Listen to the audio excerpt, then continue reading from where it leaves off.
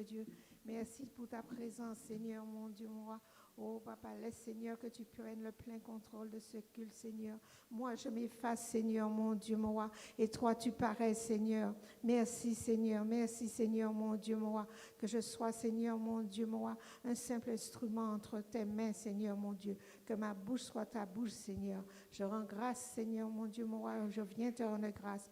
Te rendre grâce, Seigneur, mon Dieu, oh, Papa, pour l'apôtre Jean Chamba, Seigneur, mon Dieu, mon roi. Le visionnaire, Seigneur, mon Dieu, mon roi. Pour la confiance, Seigneur, qu'il a encore renouvelée, Seigneur, mon Dieu, mon roi. Oh, Papa, en me présentant, Seigneur, mon Dieu, devant son peuple pour apporter la parole. Que le Saint-Esprit lui-même veut que le peuple entende ce soir. Merci, Seigneur. Merci, Seigneur, mon Dieu, mon roi. Alléluia. Amen. Alléluia. Bonsoir, mes bien-aimés. Alléluia. Nous allons tout de suite passer à notre culte d'enseignement. Ce soir, nous allons parler du brisement avec un verset de référence qui est Galates 2:20. Alors, pendant que nous sommes debout, nous allons profiter pour lire le verset. Alléluia. Un amen. 1, 2, 3. J'ai été crucifié avec Christ, et si je vis, ce n'est plus moi qui vis, c'est Christ qui vit en moi. Si je vis maintenant dans la chair, je vis dans la foi au Fils de Dieu, qui m'a aimé et qui s'est livré lui-même pour moi. Le brisement, ça vous dit quelque chose? Alléluia. C'était notre thème du mois de janvier, avec le verset du psaume 51, verset 19.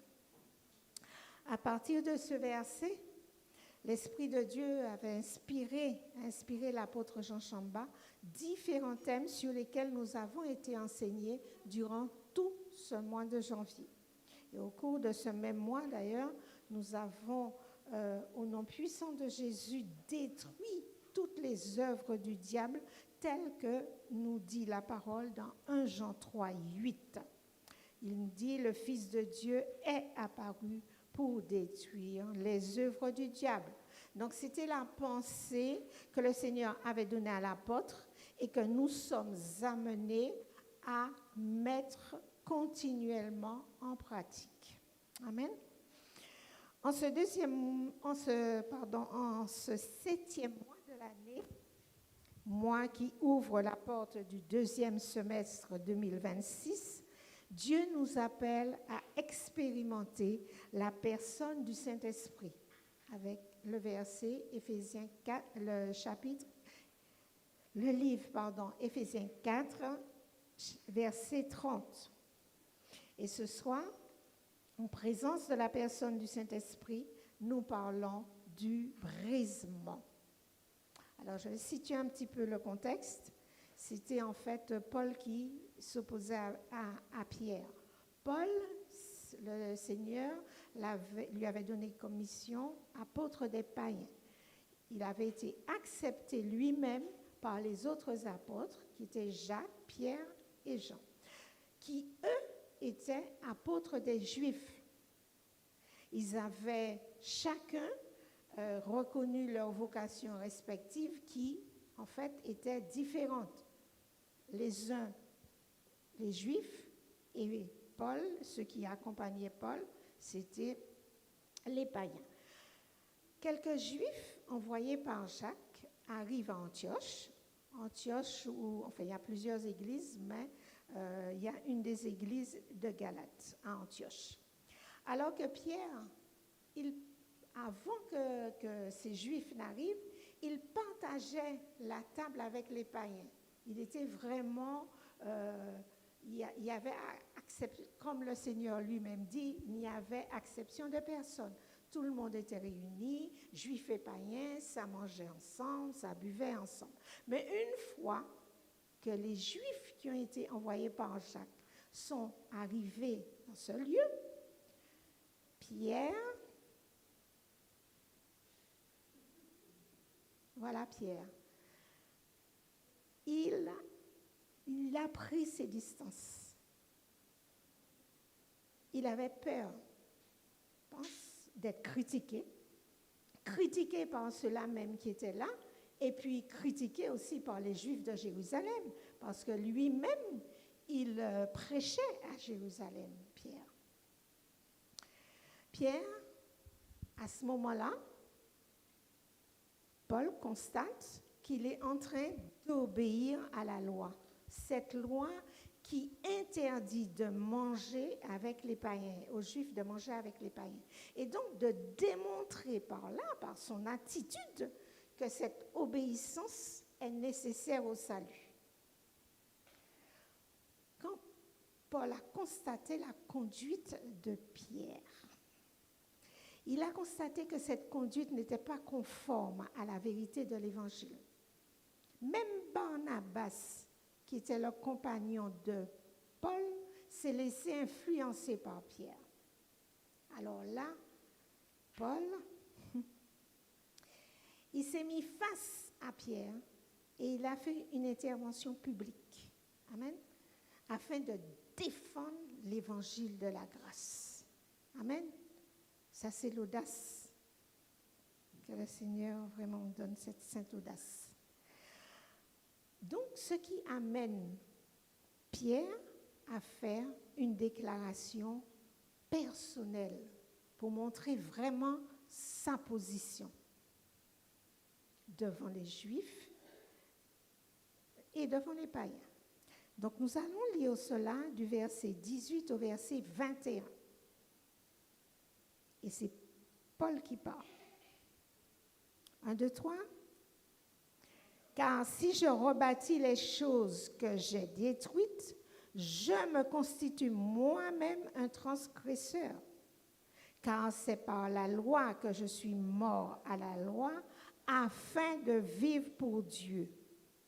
J'ai été crucifié avec Christ, et si je vis, ce n'est plus moi qui vis, c'est Christ qui vit en moi. Si je vis maintenant dans la chair, je vis dans la foi au Fils de Dieu qui m'a aimé et qui s'est livré lui-même pour moi. Je ne rejette pas la grâce de Dieu, car si la justice s'obtient par la loi, Christ est donc mort en vain. Voilà la déclaration de Pierre pour affirmer sa position. Amen.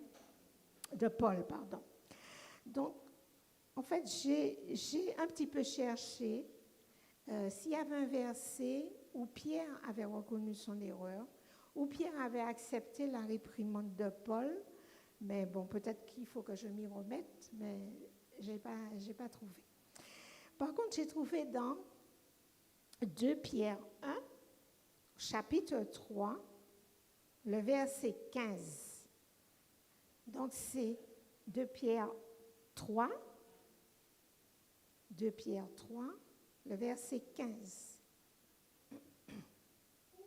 C'est une lettre où Pierre exhorte les croyants dispersés. Et il dit, « Croyez que la patience de notre Seigneur est votre salut, comme notre bien-aimé frère Paul vous l'a aussi écrit selon la sagesse qui lui a été donnée. » Amen. Donc, je me suis dit que ce verset peut être considéré comme une manière humble et repentante de reconnaître son erreur. Amen. Alors, nous allons passer à la définition du brisement. Le brisement. La définition, je me suis basée sur le thème du mois de janvier 2026, qui disait que le brisement, action divine par laquelle l'Esprit de Dieu agit en nous, nous amenant à la repentance et à mourir à nous-mêmes ceux qui s'opposent à lui. Notre verset de référence que nous avons lu tout à l'heure, Galates 2:20, nous l'avons déjà lu même 2 fois. Amen. L'apôtre Paul nous appelle à croire fermement au Christ crucifié et ressuscité comme Seigneur. Il nous appelle également à avoir confiance en Christ, à avoir confiance en ce Seigneur.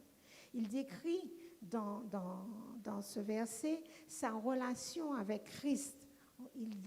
En déclarant cela avec force, son amour, son attachement, sa pleine confiance en Christ. Il dit, si je vis maintenant dans la chair, je vis dans la foi au Fils de Dieu qui m'a aimé et qui s'est livré lui-même pour moi. Nous allons décortiquer les éléments essentiels du verset. Le premier, c'est « J'ai été crucifié avec Christ ». Crucifié. Crucifié, c'est mettre à mort en clouant ou en liant les poignets, les mains et les pieds à une croix. Mortifier, crucifier la chair. Amen. Donc, si nous voulons vivre avec Christ dans sa vie de résurrection, nous devons mourir à nous-mêmes. Amen. Crucifier notre chair. Mourir à soi-même, en toute chose, en fait, c'est être brisé. La Bible nous dit dans Romains 6, les versets 5 à 6, nous lisons ensemble.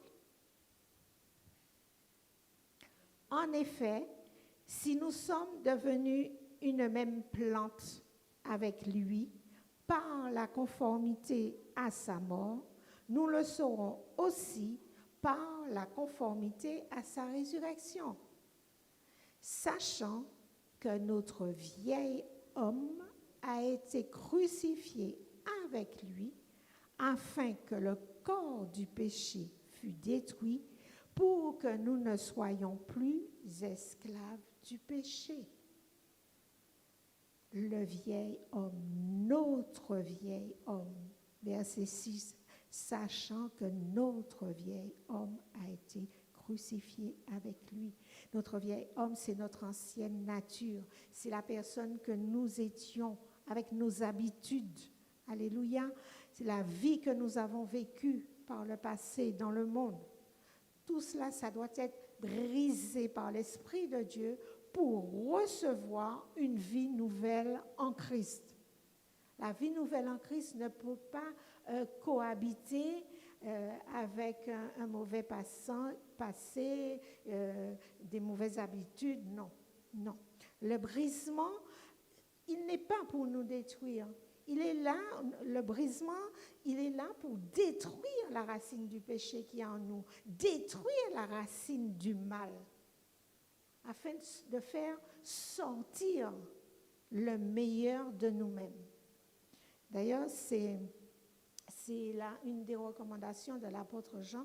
Il n'a cessé au cours de certaines exhortations de nous le recommander. Donc, lorsque nous sommes brisés par l'œuvre de la croix au travers des épreuves, nous grandissons spirituellement. C'est une épreuve qui vient de Dieu, c'est pour nous faire grandir. Alléluia.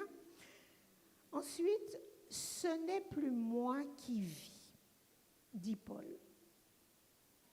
Qui est ce moi? Ou quel était ce moi? Amen. On peut se poser la question. Ce moi, c'est celui qui se justifie, qui montre arrogance. C'est comme ça qu'il était, Paul. Alléluia. Il était virulent, vigoureux. Alléluia. Il avait ce moi-là. Alléluia. Et c'est de ce moi-là c'est ce moi-là qui l'Esprit de Dieu a brisé en lui, qui fait qu'aujourd'hui, il peut nous faire part de son expérience et nous appeler à être comme lui, à faire comme lui. Donc, c'est ce moi, en fait, qui montre de l'orgueil, qui cherche sa propre gloire, ce moi rébellion, centré sur lui-même et qui ne voit que ses propres intérêts. Ce moi-là, il doit être brisé au nom puissant de Jésus-Christ. Brisé pour qu'il se soumette à la volonté de Dieu et non à sa propre volonté. Brisé pour qu'il reconnaisse ses fautes. Brisé pour laisser Christ, mais laisser véritablement Christ tout gouverner dans nos vies. Amen. Le brisement par l'œuvre de la croix dans notre vie, c'est l'œuvre de Dieu. Mais c'est aussi la nôtre. Notre moi doit être un partenaire de Christ dans ce processus du brisement. Jésus, il a accepté d'être brisé pour nous.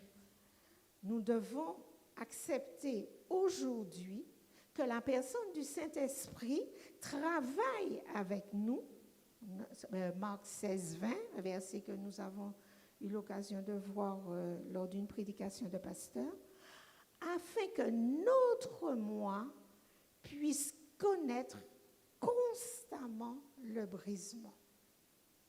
Souvenez-vous, tout au long du mois de janvier, de janvier à juin, à aujourd'hui, à hier, on nous disait, le brisement, ça a à faire chaque jour, à chaque instant. Amen. Il faut rester dans ce processus, enfin, tant que cela s'impose. Maintenant, on va voir justement dans Philippiens 2, 5, 8,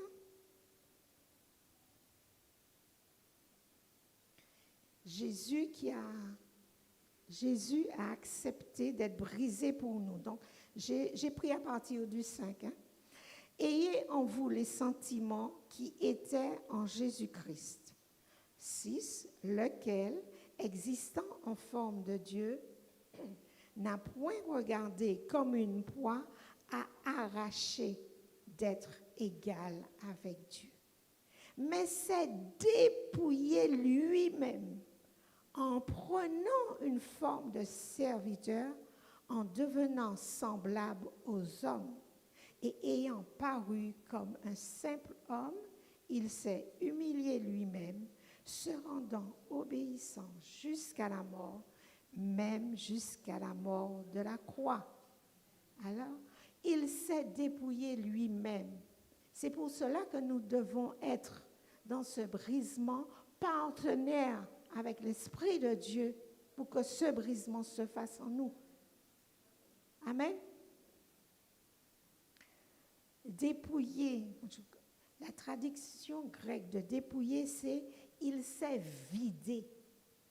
Il s'est vidé lui-même. Donc, non seulement ça a été brisé, mais il n'y avait plus rien. Il n'y avait plus rien comme poussière du brisement. Tout était complètement. Le travail s'est fait totalement. Amen. Alléluia. Jésus n'a pas regardé à sa gloire céleste. Jean 17, 4. Qui dit, je t'ai glorifié sur la terre. J'ai achevé l'œuvre que tu m'as donnée à faire. Voilà ce qu'il dit Jésus. Alléluia. Il n'a pas regardé à sa position. On trouve cela dans Jean 5, verset 30.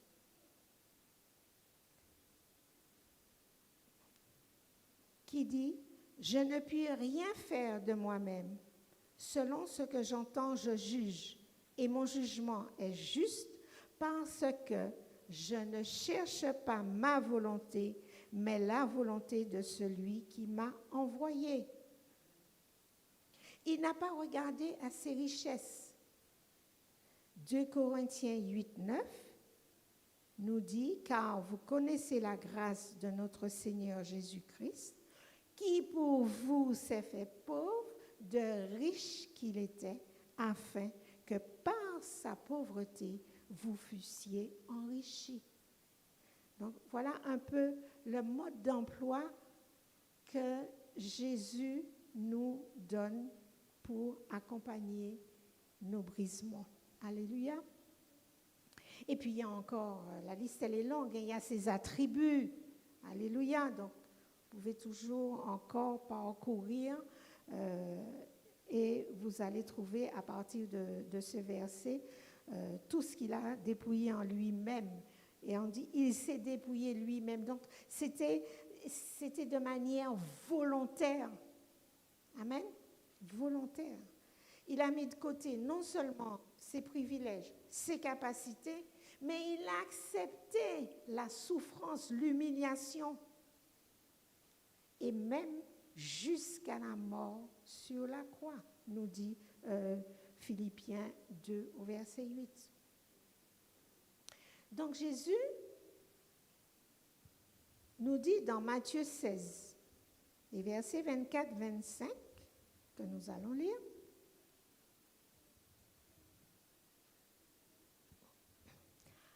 Alors, Jésus dit à ses disciples, « Si quelqu'un veut venir après moi, qu'il renonce à lui-même, qu'il se charge de sa croix et qu'il me suive. Car celui qui voudra sauver sa vie la perdra, mais celui qui la perdra à cause de moi la trouvera.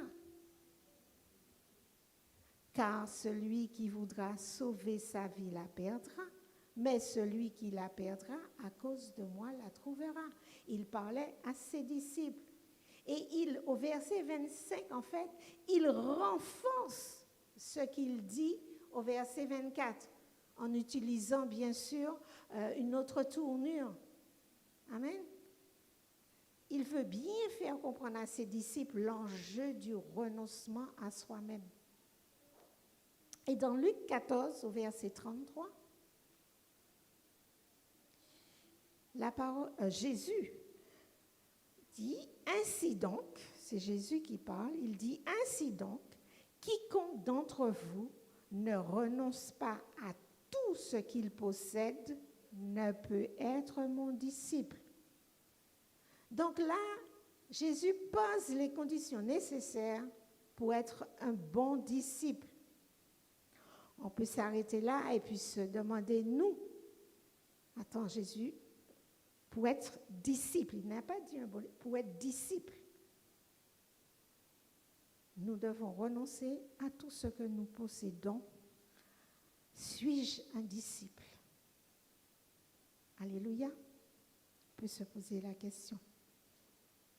Jésus nous enseigne que celui qui veut le suivre et être son disciple doit avant tout renoncer à ses relations, renoncer à tous ses biens, renoncer à sa famille, à ses désirs, à ses projets, à tout.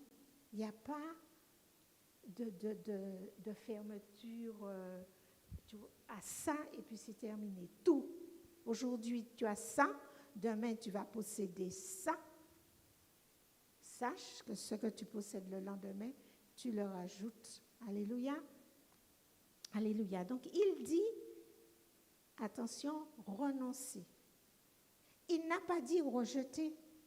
Il ne demande pas de rejeter la famille. Il ne demande pas de rejeter tes biens. Lui-même t'a donné sa famille. Lui-même, il t'a donné les biens. Amen. Il ne demande pas de les rejeter. Mais il attend que nous puissions lui confier tout ce qui est à nous. Amen. Nous avons une entreprise, nous confions au Seigneur. Nous avons une famille, nous confions au Seigneur. Nous avons un terrain, nous confions au Seigneur. Alléluia. Nous avons un projet, nous confions au Seigneur. Amen. Tout lui confier. Donc, renoncer à tout, c'est lui confier tout ce qui fait notre vie et tout ce qu'est notre vie. Amen. Alléluia. C'est par la foi que nous pourrons renoncer à nous-mêmes, à notre propre volonté et à nous consacrer entièrement à lui. Amen. Et c'est ça, en fait. C'est ça qu'il demande à un disciple. Donc, nous pouvons dire, puisque nous avons l'habitude de consacrer nos familles, de consacrer nos biens, nous pouvons dire que nous sommes, à l'amour du Père, des disciples de Jésus. Amen. Alléluia. C'est par la foi que nous recevons la vie de Christ en nous. D'ailleurs, Paul nous l'a dit quand il a fait sa déclaration. Amen, au Galates 2:20. Notre foi, elle doit être active. Une foi sincère au Fils de Dieu pour qu'une véritable transformation se manifeste dans nos vies en appliquant le processus du brisement. Alléluia. Je ne sais pas si vous vous souvenez, dans les prières de jeûne, nous avions un thème pour prier, pour accepter le processus. Et en fait, c'est la vie de Christ, tout processus du brisement, du renoncement, c'est la vie de Christ. Alléluia. Donc, lorsque nous serons, ou même lorsque nous allons nous retrouver, n'est-ce pas, dans l'intimité avec la personne du Saint-Esprit, il va nous dévoiler notre moi. Amen. C'est là que nous allons vraiment, avec lui, travailler sur ce moi. Amen. MOI, notre moi. Alléluia. Alors, plus nous nous retrouverons dans cette intimité avec la personne du Saint-Esprit, moins il y aura de nous-mêmes, de notre moi en nous, et plus la vie en Christ prendra place en nous. Amen. Et c'est le processus, il se conduit étape par étape. Amen.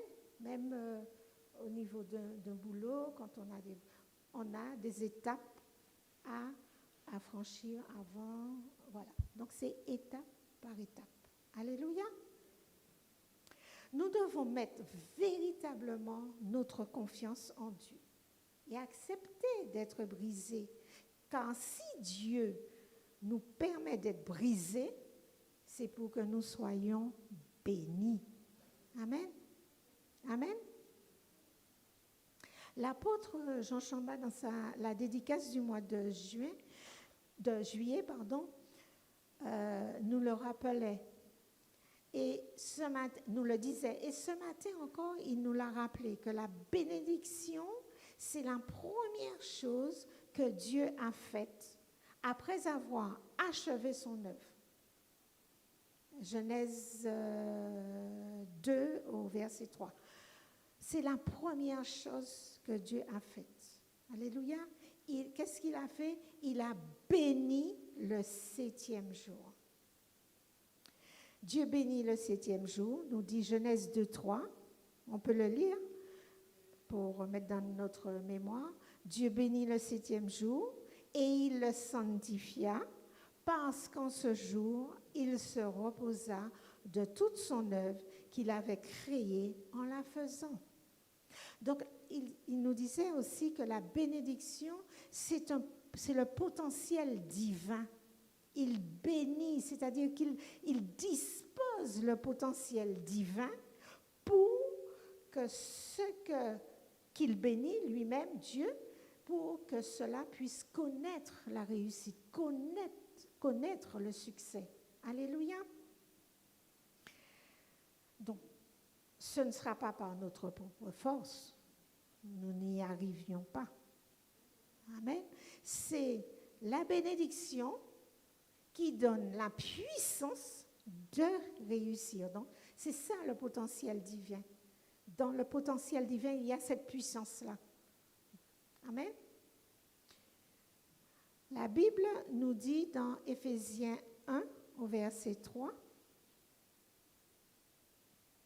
« Béni soit le Dieu et Père de notre Seigneur Jésus-Christ, qui nous a bénis de toute bénédiction spirituelle dans les lieux célestes en Christ. » Nous sommes déjà, la bénédiction, elle est déjà là, puisque c'est une des premières choses que le Seigneur lui-même il a faites. Alléluia. Et Éphésiens nous le dit.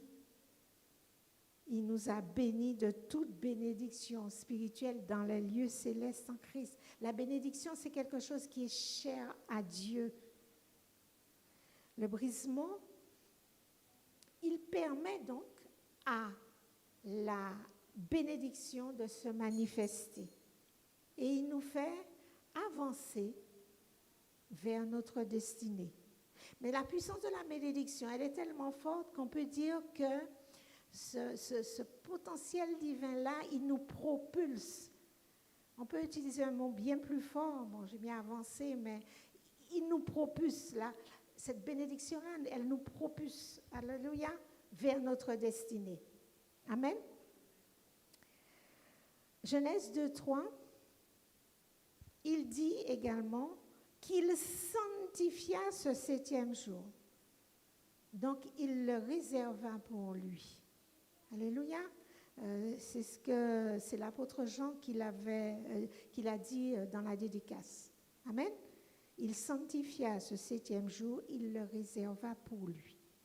Parce qu'en ce jour, il se reposa de toute son œuvre qu'il avait créée en la faisant.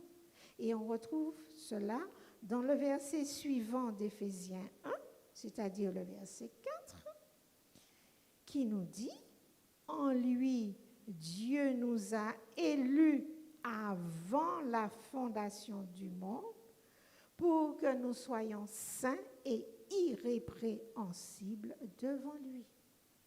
La sanctification. Alléluia.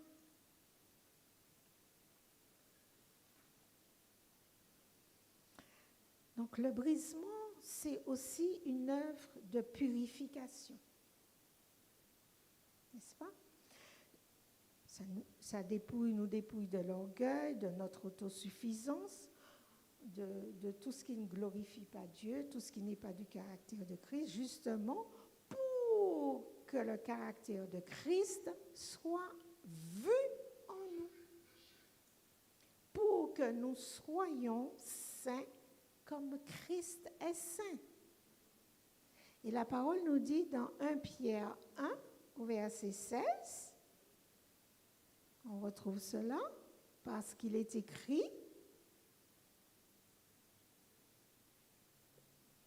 soyez saints, selon qu'il est écrit, vous serez saints, car je suis saint. Amen. Donc le brisement permet la sanctification également. Il permet que l'œuvre de l'Esprit soit accomplie en nous pour que cette sainteté se manifeste. Bénédiction, sanctification. Une fois que l'œuvre de sainteté s'est manifestée, qu'est-ce qui se passe? Cela produit le repos. Amen. Donc le repos, c'est un temps de tranquillité, un temps de quiétude, alléluia, un temps de paix donné par Dieu.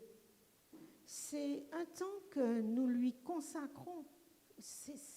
Il a réservé ce temps-là pour lui. Donc c'est un temps que nous lui consacrons, où nous venons nous rassembler en communion fraternelle pour lui rendre un culte agréable. C'est son jour à lui, le 7e jour. Amen. Le repos.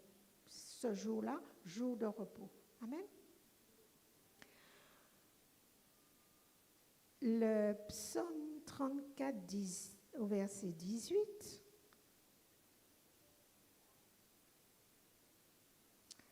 L'Éternel est prêt. Pardon.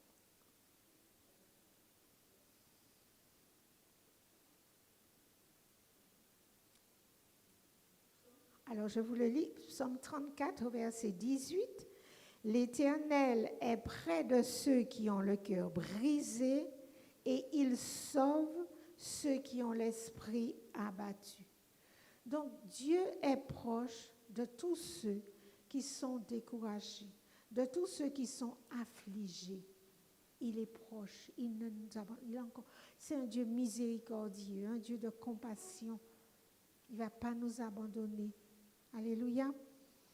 Donc, acceptons le processus du brisement pour faire grandir notre foi, une foi sincère, et faire sortir le meilleur de nous-mêmes. L'accepter avec humilité, que cela se fasse sans relâche, comme cela nous a été recommandé par nos autorités de l'Église. Alléluia. Et pour conclure, quoi que nous fassions, en parole ou en œuvre, faisons tout au nom du Seigneur Jésus, en rendant par lui des actions de grâce à Dieu le Père. Tiré de Colossiens 3 au verset 17. Amen. Que notre Dieu soit glorifié. Voilà ce que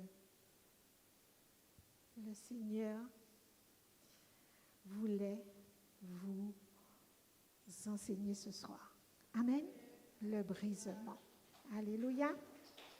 Donc, nous allons acclamer notre Dieu parce que vraiment, il ne cesse de nous donner la nourriture. Amen. Il ne cesse de nous abreuver. Alléluia.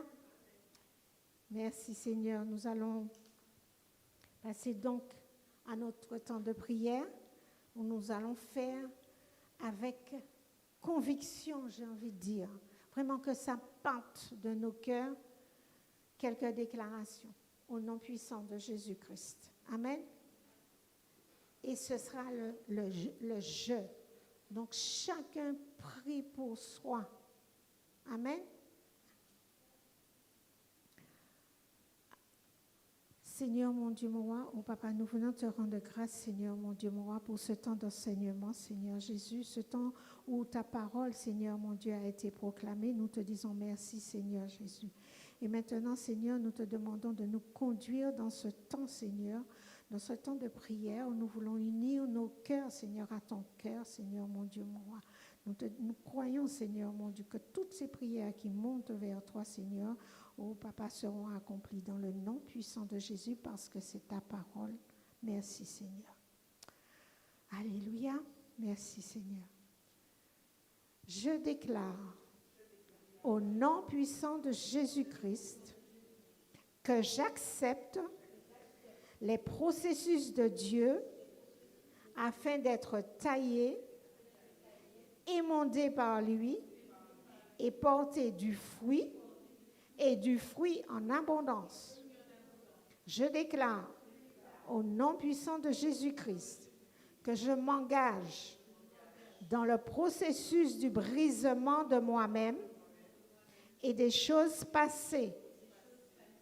Ma foi grandit et je donne le meilleur de moi-même. Je déclare au nom puissant de Jésus-Christ que je brise en moi, au nom puissant de Jésus-Christ, chaque jour, chaque fois que cela s'impose à moi, toute racine du mal, toute racine du péché.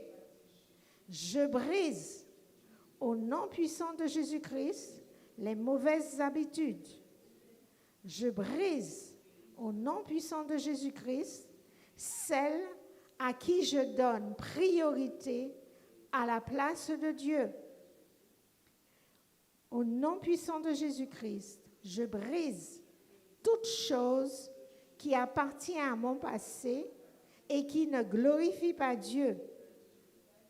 Je déclare au nom puissant de Jésus-Christ que je soumets tout mon être, mes actions, mes décisions, mes intentions à la volonté de Dieu. Je déclare au nom puissant de Jésus-Christ que je renonce à moi-même et je laisse Christ gouverner ma vie. Je déclare au nom puissant de Jésus-Christ que j'applique la discipline de Dieu pour être un véritable disciple. Je déclare au nom puissant de Jésus-Christ que Dieu m'a béni de toute bénédiction spirituelle. Je déclare au nom puissant de Jésus-Christ que Dieu dispose le potentiel divin, ce 7e mois pour moi, et tout ce qu'il bénit en moi, pour moi, connaît la réussite. Je déclare, au nom puissant de Jésus-Christ, mon 7e mois, mon 2e semestre est sanctifié et je demeure dans le repos avec Christ. Je déclare, au nom puissant de Jésus-Christ, que tout ce que j'ai demandé, déclaré, je crois que je l'ai reçu et que je verrai l'accomplissement. Amen. Alléluia. Amen. Nous allons rendre grâce à Dieu. Alléluia. Et recommander nos autorités, l'apôtre et notre pasteur. Alléluia. Seigneur, mon Dieu, mon roi, oh Papa, nous te rendons grâce, Seigneur, mon Dieu. Oh Papa, pour toutes ces prières, Seigneur, pour le culte, pour tout, Seigneur, mon Dieu, de la prière de préparation, ce culte du début à la fin, toi qui es Alpha et Oméga, Seigneur. Nous voulons te rendre grâce, Seigneur, mon Dieu, mon roi. Nous te sommes vraiment reconnaissants, Seigneur, mon Dieu, mon roi, pour ta présence dans ce lieu. Parce que nous croyons, Seigneur, mon Dieu, mon roi, oh Papa, que tu es celui-là, Seigneur. Tu as été vivant, Seigneur, mon Dieu, mon roi. Oh oui, Seigneur, et que tu as touché un cœur, tu as touché une âme, Seigneur, mon Dieu, mon roi. Alors nous te disons merci, Seigneur, que ce soit en présentiel, que ce soit en distanciel, Seigneur, mon Dieu, mon roi. Tu l'as fait. Merci, Seigneur. Nous te recommandons, Seigneur, mon Dieu, mon roi, l'apôtre Jean Chamba, Seigneur, le visionnaire, Seigneur, mon Dieu, de l'amour du Père, Seigneur, mon Dieu. Laisse que tu puisses, là où il est, le fortifier, Seigneur, mon Dieu. Laisse, Seigneur, mon Dieu, mon roi, oh Papa, que tu puisses bénir, Seigneur, sa famille, Seigneur. Bénir, Seigneur, mon Dieu, mon roi. Tout ce, Seigneur, mon Dieu, mon roi, oh Papa, que tu mets, Seigneur, mon Dieu, autour de lui, Seigneur, mon Dieu. Nous te disons merci pour sa vie, Seigneur, mon Dieu, mon roi. Merci, Seigneur, mon Dieu, oh Papa, pour toutes les portes, les connexions, Seigneur, mon Dieu, mon roi. Oh Papa, que tu établis déjà, Seigneur, mon Dieu, mon roi. Oh Papa, pour le Jean Chamba Ministries, Seigneur, mon Dieu, nous te disons merci, Seigneur. Laisse, Seigneur, mon Dieu, mon roi, oh Papa, que tu lui donnes, oh Papa, de bons, Seigneur, collaborateurs, Seigneur, mon Dieu, mon roi. Merci, Seigneur. Merci, mon Dieu, mon roi, que tu sois loué, que tu sois béni et que tu sois glorifié. Merci, Seigneur, mon Dieu, mon roi, pour Pasteur Gaël, Seigneur, mon Dieu. Nous te disons merci, nous t'exprimons notre reconnaissance, Seigneur, mon Dieu, parce que tu ne nous as pas laissés, Seigneur, mon Dieu, orphelins. Non, Seigneur, mon Dieu, mon roi. Merci pour sa vie, merci pour sa famille, Seigneur. Laisse que tu la fortifies, Seigneur, mon Dieu, mon roi. Oh, Papa, et que, Seigneur, mon Dieu, mon roi, ces muscles, Seigneur, mon Dieu, soient remplis, Seigneur, de ta force. Que ta force, Seigneur, mon Dieu, en elle, puisse se décupler dans le nom puissant de Jésus. Merci, Seigneur. Merci, mon Dieu, mon roi. Sois loué, sois béni et sois glorifié. Alléluia. Amen.